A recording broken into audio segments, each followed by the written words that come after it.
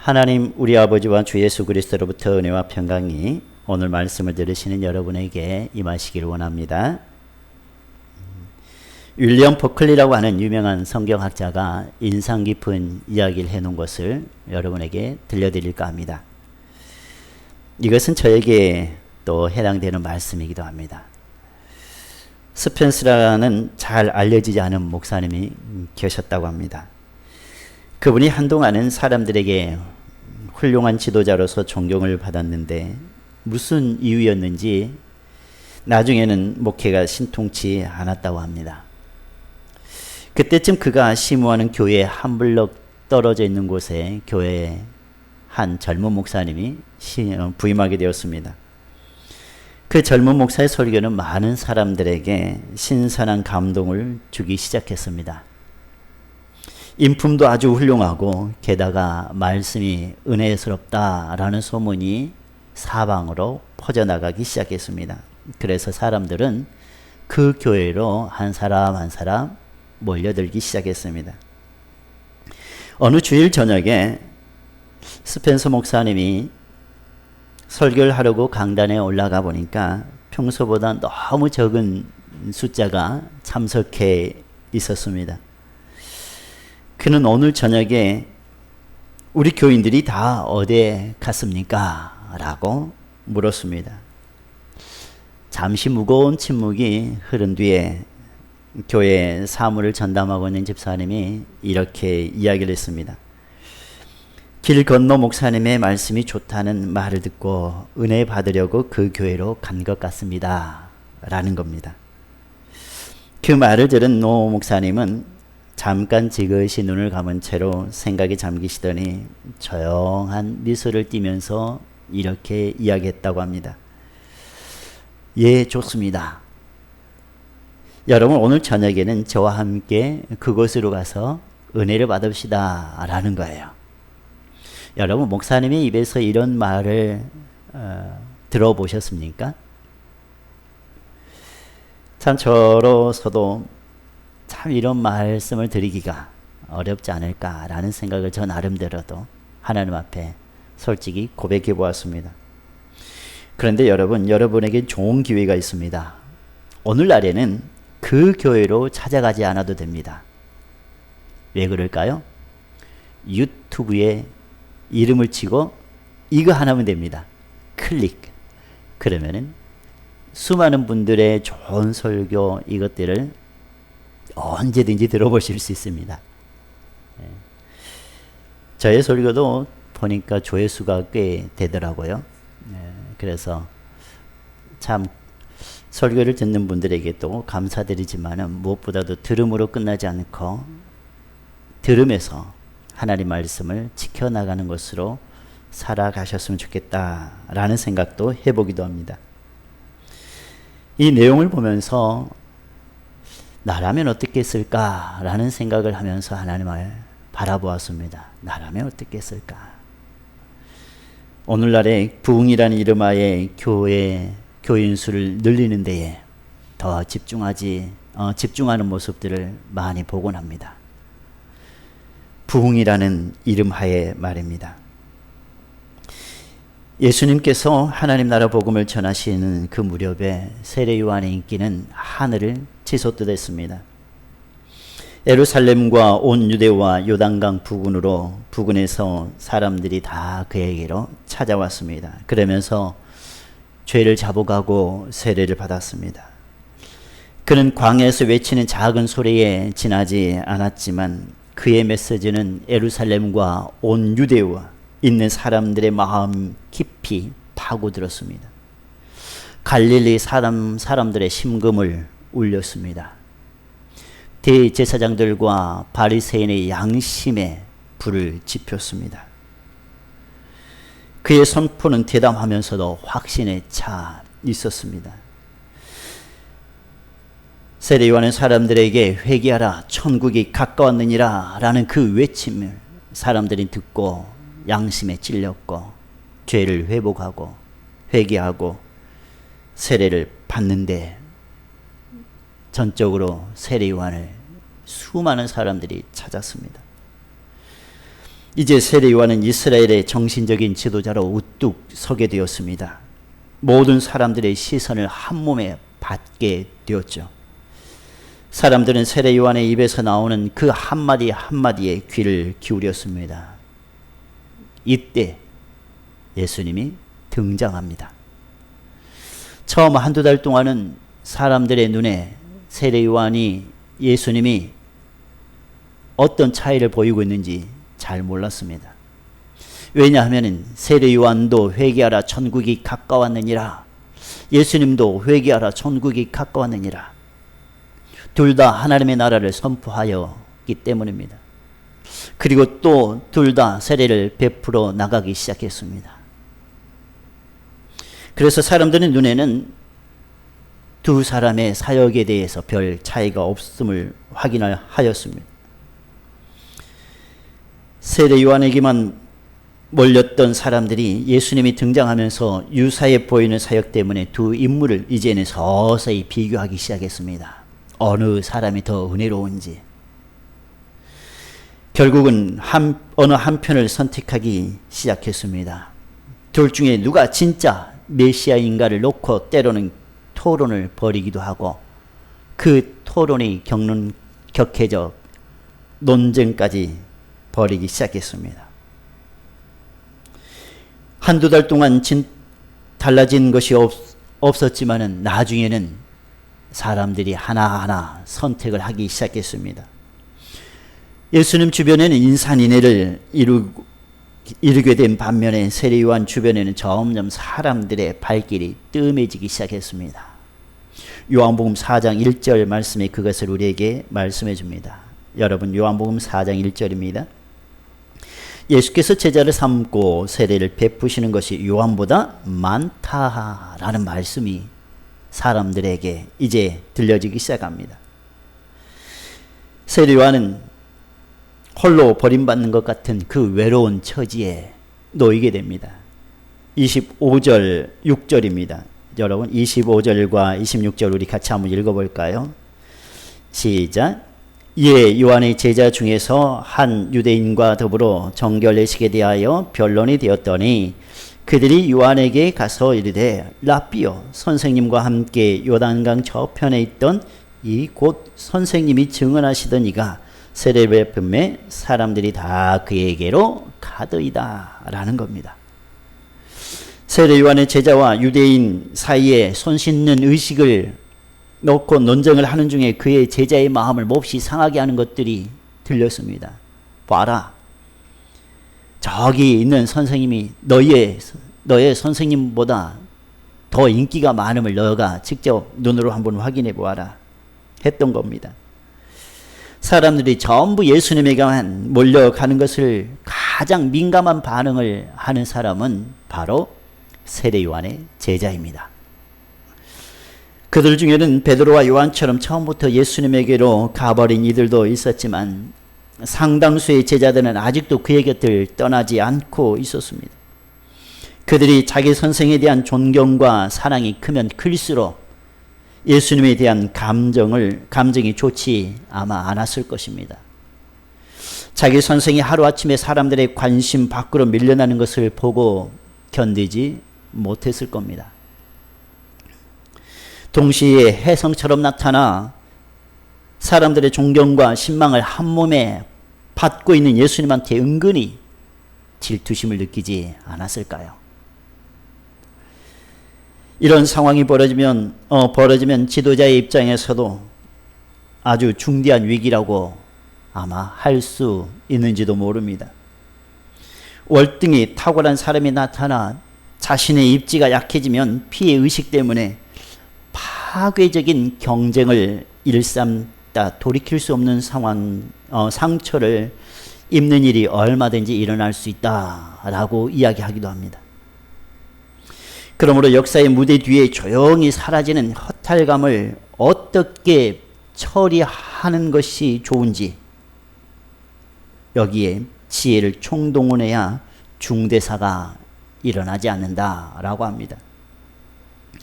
요한이 바로 이런 비슷한 처지에 놓인 몸이 되어버리고 맙니다. 제자들이 모든 사람이 다 예수님에게 가버린다고 할 때에 세례 요한은 무엇이라고 이야기합니까? 바로 27절에 세례 요한의 답이 있습니다. 요한이 대답하여 이르되 만일 하늘에서 주신 바 아니면 사람이 아무것도 받을 수 없느니라 라고 이야기합니다. 무슨 말입니까? 그가 평소에 제자들에게 분명히 밝힌 사실이 있습니다. 나는 그리스도가 아니다 라는 겁니다. 나는 그리스도가 아니다.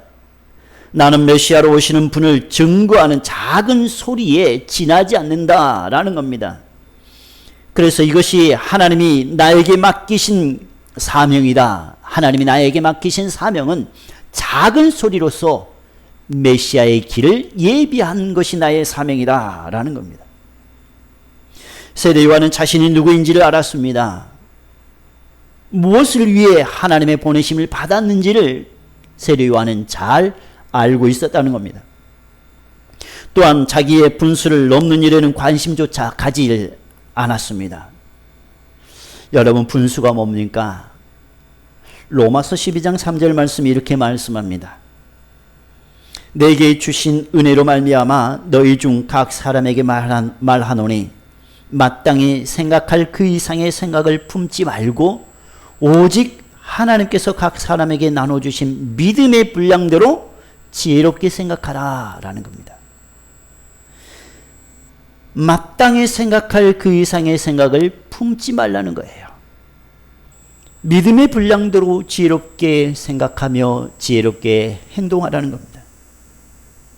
그 당시 세례 요한은 마음을 조금만 잘못 먹었으면 자신을 메시아로 착각하거나 주장할 수 있는 처지에 있었지 않았습니까? 그를 향해서 메시아가 아니냐고 떠보는 바리새인들도 더러 있었습니다. 요한복음 1장 19절 이하에서 말씀합니다. 그를 메시아라고 믿는 사람도 적지 않았습니다. 누가복음 3장 15절에서 말씀합니다. 분위기가 이렇게 돌아가자 위기감을 느낀 그는 새삼 목소리를 높여 이렇게 외칩니다. 나는 메시아가 아니다 라는 거예요. 그리고 사람들이 예수만 주목하도록 하기 위해서 혼신의 힘을 세례 요한은 다합니다. 정신적인 지도자로 우뚝 설 수 있었음에도 불구하고 자기의 분수를 알고 자기의 사명을 알고 오직 예수님만 높이는 것에 그는 혼신의 힘을 다하는 겁니다. 사람들로부터 잊혀질지라도 자신의 모습이 작아 보인다 할지라도 제자들이 자기 곁을 떠날지라도 그는 섭섭해하거나 원망하거나 욕심부리지 않았다는 겁니다. 요한복음 1장 35절 이하에서 이렇게 말씀합니다. 예수님께서 거니심을 보고 말하되 보라 하나님의 양 어린 양이로다. 하나님의 어린 양이로다. 두 제자가 그의 말을 듣고 예수를 따르거늘 세례 요한의 제자였는데 예수님을 따르게 됩니다. 40절에 말씀합니다. 요한의 말을 듣고 예수를 따르는 두 사람 중 하나는 시몬 베드로의 형제 안드레라. 우리가 짐작해 볼 수 있는 것은 세례 요한이 그의 두 제자들에게 예수님을 따르도록 이야기했다는 겁니다. 여러분, 사람을 늘리는 것을 우리는 부흥이라고 생각합니다. 그러나 진정한 부흥은 예수님을 많이 믿도록 하는 거예요. 결국은 예수님에게 초점이 맞춰지는 것. 숫자를 늘리는 것이 아니라 예수님을 온전히 믿도록 하는 것이 부흥이에요. 1000명의 사람보다 한 사람의 예수님의 진정한 제자가 더 부흥한다는 거예요. 자신이 누구인지를 정확히 아는 사람은 매우 큰 인물이라 할 수 있습니다. 반면에 자신의 분수를 잘 모르고 천방지축으로 날뛰는 사람은 소인배에 지나지 않는다라는 겁니다. 외모가 똑같은 사람이 없듯이 하나님으로부터 받은 능력이나 역할도 사람마다 다 다르다는 겁니다. 손이 발더러 왜 집을 수 없냐? 눈이 코더러 왜 볼 수 없냐? 할 수 있겠습니까? 각자의 직임이, 각자의 역할이, 각자의 사역이 다 있다는 겁니다. 누구든지 또한 받은 것만큼 일할 수 있습니다. 그러므로 자기 분수가 무엇인가를 아는 것이야말로 지혜 중에 지혜가 아닐 수 없다는 겁니다. 이 지혜가 있는 사람은 자기 몸에 맞지 않는 옷을 결코 탐내지 않습니다.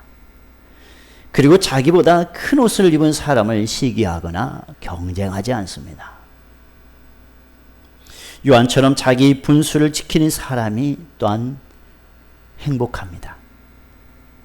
자기 분수에 만족할 때 세상은 소인이라 할지 모르지만은 하나님은 큰 자다 말씀하십니다.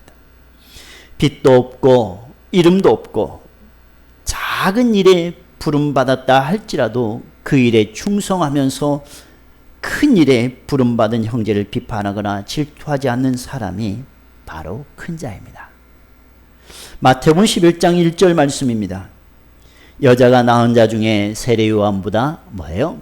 큰 이가 일어남이 없도다 라는 겁니다. 세례 요한이 가장 크다는 거예요. 하나님의 눈으로 볼 때 세례 요한은 처음에 큰 자인 것처럼 보였습니다. 사람들의 눈에는. 그러나 예수님이 등장하자 자기를 따랐던 수많은 사람들이 예수님에게 점점 몰리게 되는 그 모습을 볼 때 세례 요한도 어쩔 수 없어 세례 요한도 작은 자라고 사람들의 눈에는 보일지라도 그러나 하나님의 눈에는 예수님의 말씀 가운데는 여자가 낳은 자 중에 세례 요한보다 큰 이가 일어남이 없다라고 예수님은 그렇게 인정해 주셨다는 겁니다. 우리가 살아갈 때에 누구의 눈에 더 인정받기 원하십니까? 사람입니까? 예수님입니까? 우리 모두는 예수님이라고 이야기하지만은 한편에서는 그래도 사람들이라고 생각하지 않습니까? 예수님이 요한을 세상에서 가장 큰 자라고 극찬하시는 이유가 바로 29절에서도 발견할 수 있습니다. 여러분 29절 말씀인데요. 29절에 보시면은 이렇게 말씀합니다.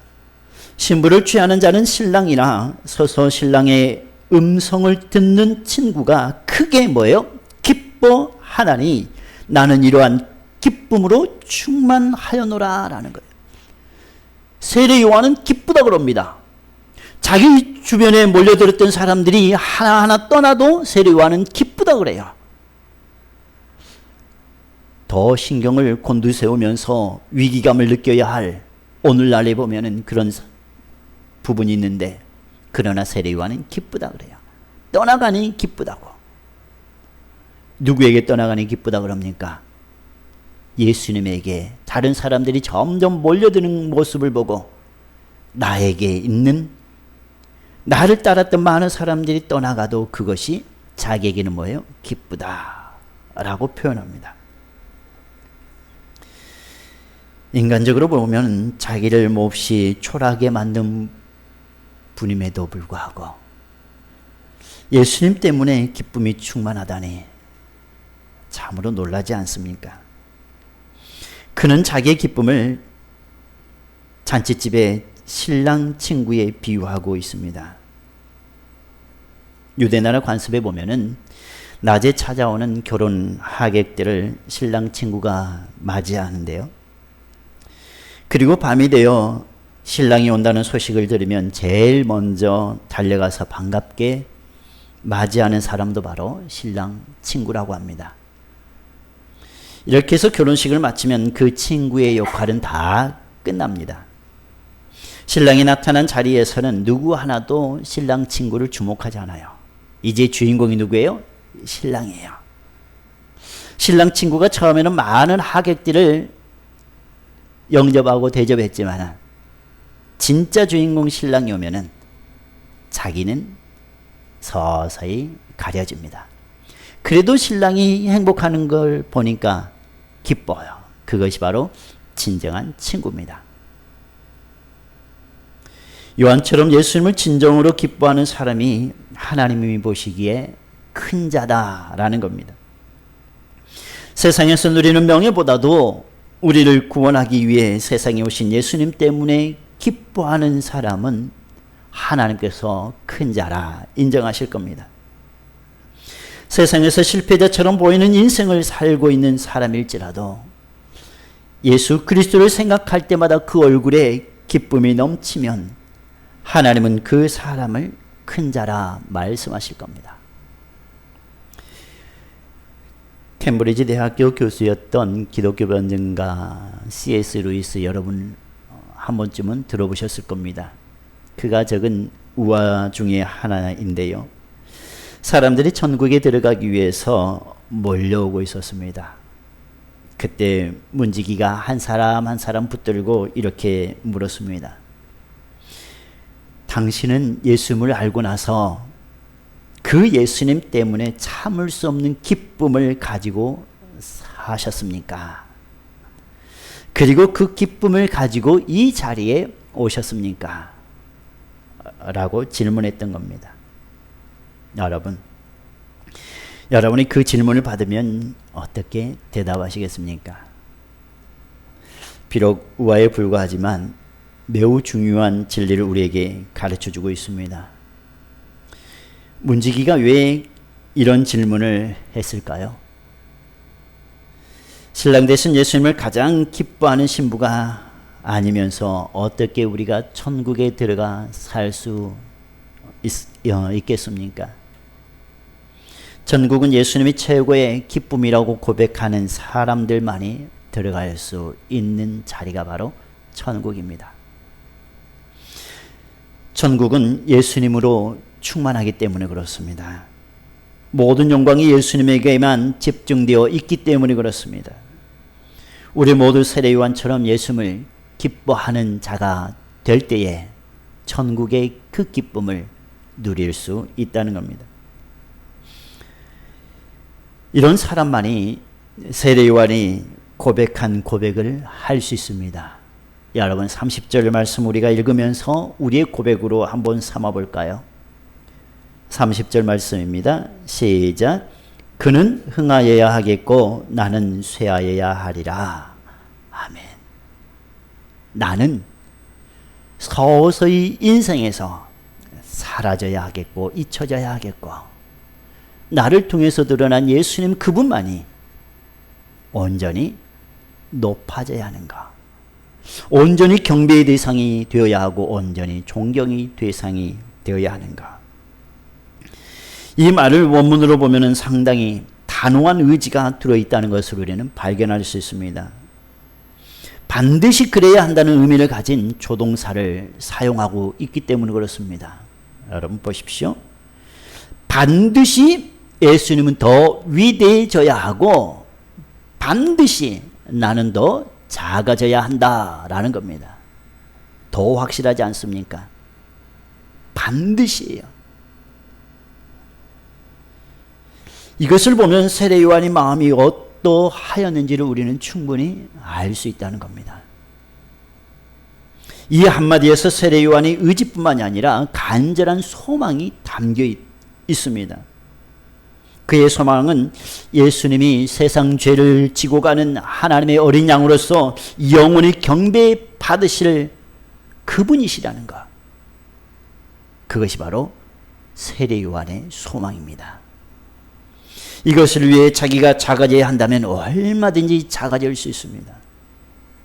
자기가 희생되어져야 한다면 얼마든지 희생되기를 원했던 사람이 바로 세례 요한입니다. 이것을 위해서 자기가 사람들에게 버림을 받는 것을 아무것도 아니다 라고 여겼던 사람이 바로 세례 요한입니다. 광야의 소리처럼 선포되어지고 사라져가는 그 역할이 바로 나의 역할이다 라고 생각했던 사람이 바로 세례 요한입니다. 오늘날에는 이런 세례 요한의 모습과는 다르게 목소리를 점점 내어야 산다 라고 하는 사람들이 많습니다. 더 해야 한다. 내가 아니면 안 된다. 내가 아니면 안 된다 라는 생각을 가지고 계속해서 그 자리를 차지하려고 하는 사람들이 많다는 거예요. 아름다운 물려줌도 있지만은 그러나 끝까지 부여잡음으로 추해지는 그 사람도 있습니다. 교회에서 이런 모습들을 간혹 보곤 합니다. 내가 아니면 안 된다. 우리는 예수님께서 하셨다라고 고백하는데 막상 다 내려놓으려고 하니까 아까운 거예요. 아쉬운 거예요. 그러면서 점점 자기를 드러냅니다. 지금까지 내가 어떻게 해왔는데, 내가 어떻게 몸을 담았고, 어떻게 노력했고, 어떻게 열정을 쏟았고, 언제는 다 하나님이 하셨다고 이야기해놓고서는 마지막 때는 내가 복음을 쓰고 있다는 겁니다. 이것이 교회에서 종종 일어나고 있다는 겁니다. 사랑하는 여러분, 여러분 사라져도 좋습니까? 잊혀져도 좋습니까? 이것이 바로 복음이 아니겠습니까?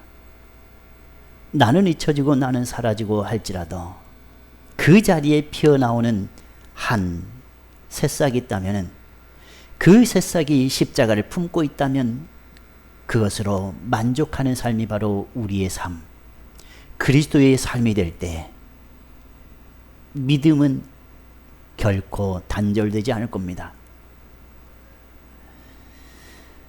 자녀들에게 가끔 이런 이야기를 합니다. 앞으로의 진로를 서로 이야기할 때 너희들의 진로를 생각할 때 아빠는 전적으로 동의하지만 아빠의 생각보다는 언젠가는 나의 이 모습은 사라질 것이다. 내가 이 땅에서 떠날지라도 너희들이 하는 그 일에 너희들이 기뻐하면 된다는 거. 나의 기쁨이 아니라 내가 이 땅을 떠날지라도 계속해서 너희들이 몸담는 곳에서 만족하고 기뻐할 수 있는 그 직장, 그거면 된다고. 이것이 바로 부모들의 역할이 아닐까라는 생각을 해보기도 합니다. 우리의 모습은 언젠가는 이 땅을 떠납니다. 그 떠난 후에 자녀들이 몸담고 있는 곳에서 기뻐할 수 있다면 그것으로 우리의 역할은, 부모의 역할은 다하지 않나라는 생각을 해봅니다. 그때 피어오르는 우리가 남기고 가는 마지막이 바로 십자가 복음이면 족하다라는 생각을 해보기도 합니다. 사랑하는 여러분, 특별히 무엇인가 가졌다고, 어느 자리에 앉았다고 생각하는 우리 모두에게 내려놓는 것, 잊혀져 가는 것, 때로는 버림받는 것, 오직 그 자리에 주님 계시면은 그것으로 만족할 줄 아는 저와 여러분의 삶이 되기를 주님의 이름으로 간절히 원합니다. 기도하겠습니다.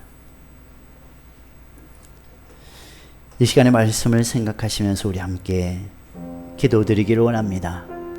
주님, 제가 이 세상을 떠날지라도 그 떠남의 자리에, 잊혀지는 자리에 하나의 새싹이 돋아날 때에 복음이 돌아다니기를 원합니다. 자녀에게 아름다운 믿음의 그 흐름이 끊어지지 않도록 도와주세요. 이 시간의 말씀을 생각하시면서 기도하겠습니다.